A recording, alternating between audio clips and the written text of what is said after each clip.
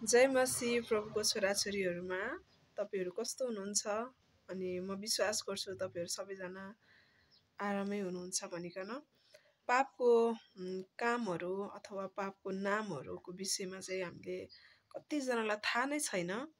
So पापको नाम पनि आज हामी सुन्नेछौँ अनि विचार गर्नेछौँ, मनन गर्नेछौँ र यो कुरा चाहिँ हामीले हाम्रो जीवनबाट चाहिँ यदि छ भने नि यो कुरालाई हामीले हटाउनुपर्छ।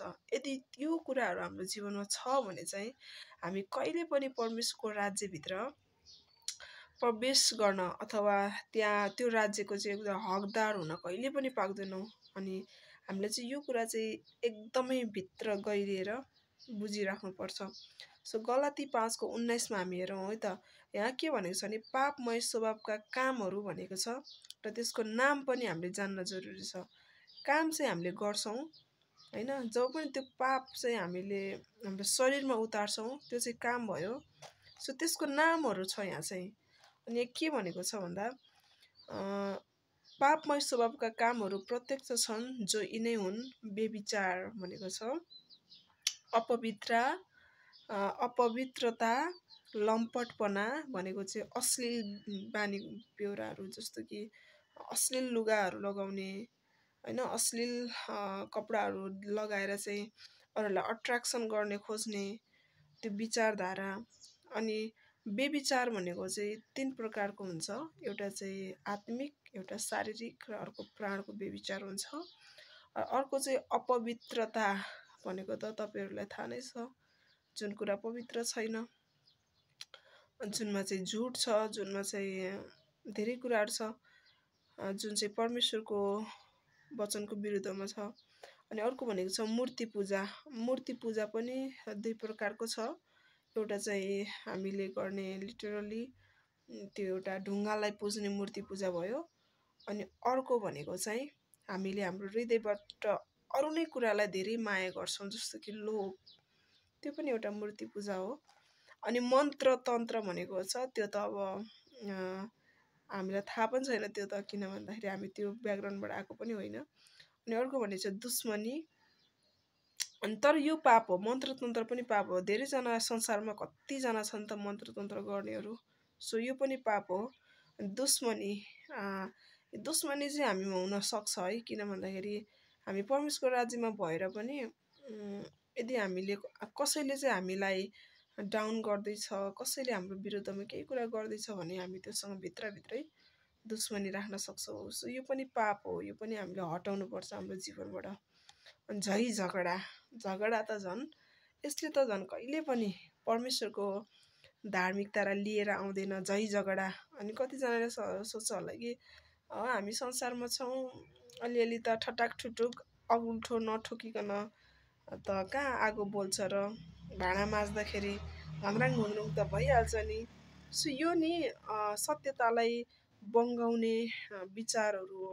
त्यस कारणले गर्दाखेरि नि झगडा छ भने नि हाम्रो बिचमा हामीले त्यसलाई बढावा दिनु हुँदैन, कहिले पनि त्यसलाई चाहिँ मार्नुपर्छ। अनि ईर्ष्या भयो।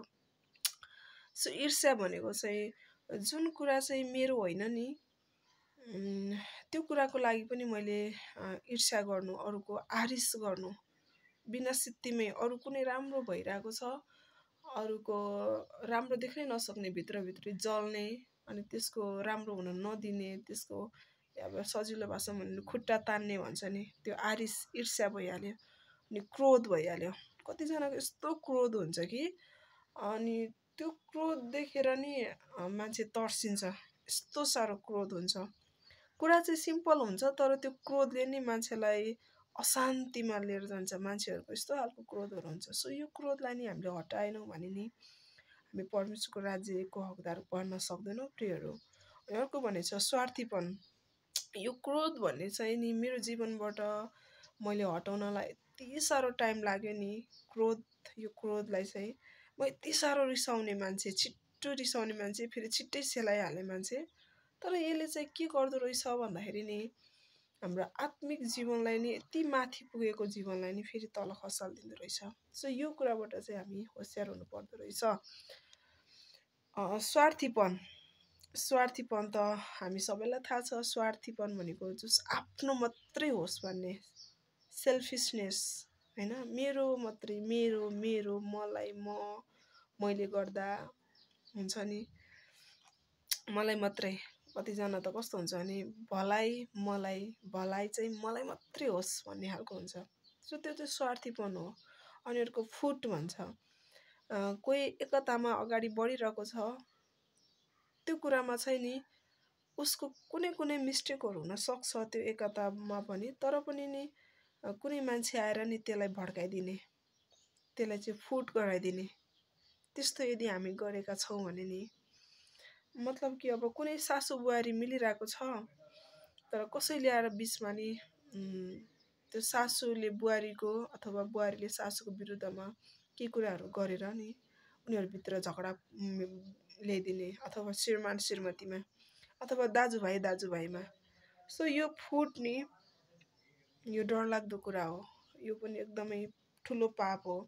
उनीहरूको गुटबन्दी, केही कुरा हुँदैछ, तर केही कुरा हुनको लागि कसैले केही राम्रो कुरा गर्न खोजिरहेको छ, तर त्यसलाई हुन नदिनको लागि नि एउटा गुटबन्दी, एउटा हुन्छ नि एकता भन्छ, तर त्यो गुटबन्दीलाई चाहिँ कहिले पनि एकता भन्दैन। त्यो चाहिँ एकता होइन, तर त्यो कसैलाई ढाल्नको लागि बनिएको एकतालाई चाहिँ गुटबन्दी भन्छ। सो यो पनि एकदम ठुलो पाप हो।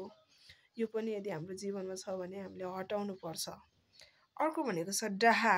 डाहा भनेको यस्तो हो कि प्रियहरू, जुन कुरा चाहिँ मेरो होइन नि, त्यो अधिकारभित्र मेरो पर्दैन नि, तर त्यो कुरालाई चाहिँ म पाउने आश राख्छु, अथवा पाउन खोज्छु, अथवा त्यो कुरालाई चाहिँ मेरै होस् भनेर म दाबी गर्छु भने चाहिँ त्यो चाहिँ डाहाभित्र पर्छ। तर कतिचोटि चाहिँ नि मान्छेहरूले त्यो पाउनको लागि चाहिँ खोज्दैन, त्यो हस्तक्षेप पनि गर्दैन फिजिकल्ली, तर नि आत्मामा भित्रभित्र नि ऊ त्यो कुरासँग सताइएको हुन्छ। सो त्यो कुरालाई पनि हामीले हटाउनु पर्छ। अर्को छ पियक्कडपन। सो यो त धेरैलाई थाहा भएकै कुरा हो, पिउनु हुँदैन परमेश्वरको राज्यमा भन्ने कुरा। अनि अश्लील मोजमजा, अश्लील बोल्ने हुन्छ नि, कुनै मुखले बोल्ने, जिस्केको नाम दिएर नि हामीले परमेश्वरको वचनलाई नि कहिले पनि हाम्रो विचारले छोप्नु हुँदैन। सो अश्लील मोजमजा पनि, यो पनि हाम्रो राम्रो, कुनै चाहिँ साथीभाइमा अलिकति रङ वर्डहरूलाई, डबल मिनिङ लाग्ने वर्डहरूलाई चाहिँ प्रयोग गरेर चाहिँ हाँस्ने जिस्किने हुन्छ नि, यो पनि हुँदैन प्रियहरू। अनि यस्तै अरू जसका विषयमा म तिमीहरूलाई चेतावनी दिन्छु र अघि पनि दिएकै हुँ, जसले यस्ता कामहरू गर्छन् परमेश्वरको राज्यको हकदार बन्ने छैनन् भनेर पावलले लेख्नु भएको छ। सो यो वचन नि कतिजनाले के सोच्छ भन्दाखेरि नि, यो त गलातीहरूको समयमा त्यतिखेर चाहिँ पावलले गलातीको मण्डलीलाई लेखेको हो भन्नुहुन्छ। सुन्नुहोस् प्रियहरू, यो वचन नि पवित्र आत्माद्वारा लेखिएको हो, अनि यो वचन नि अनन्तको लागि हो, किनभने वचन परमेश्वर हुनुहुन्छ। सो हामीले चाहिँ वचनलाई यति साह्रो गहिरिएर हाम्रो आत्माबाट नि हामीले गरेको गल्तीहरूको लागि हामीले क्षमा माग्नुपर्छ, भन्नुपर्छ हामीले, हो प्रभु, हामीले चाहिँ व्यभिचार गरेका छौँ, हामीले अपवित्र भएका छौँ, हामीले अश्लील कुराहरू गरेका छौँ, हामीले मूर्ति पूजा नगरे पनि हामीले त्यो लोभको मूर्ति पूजालाई हामीले गरेका छौँ। हामीले नि कतिचोटि हट्ठी पर्ने मूर्ति पूजा हो भनेछ बाइबलमा। सो हामी हट्ठी छौँ नि, संसारको कुरा मान्नको लागि चाहिँ एकदम हामी हट्ठी छौँ, तर परमेश्वरको कुरा मान्नमा छैनौँ भने चाहिँ त्यो पनि एउटा मन्त्र तन्त्रको पाप नै पर्छ त्यो पनि। सो हामी विचार गरौँ, हामी कतिचोटि सोच्छौँ कि म चाहिँ मन्त्र तन्त्र गरेको छैन, जान्दा नि जानेको छैन भन्छ होला, तर हामीमा हट्ठीपन छ भने त्यो पनि मन्त्र तन्त्रको पापभित्र नै पर्छ। सो हुन्छ, तपाईँहरू यो वचन सुनेर आशिषित हुनुहोला।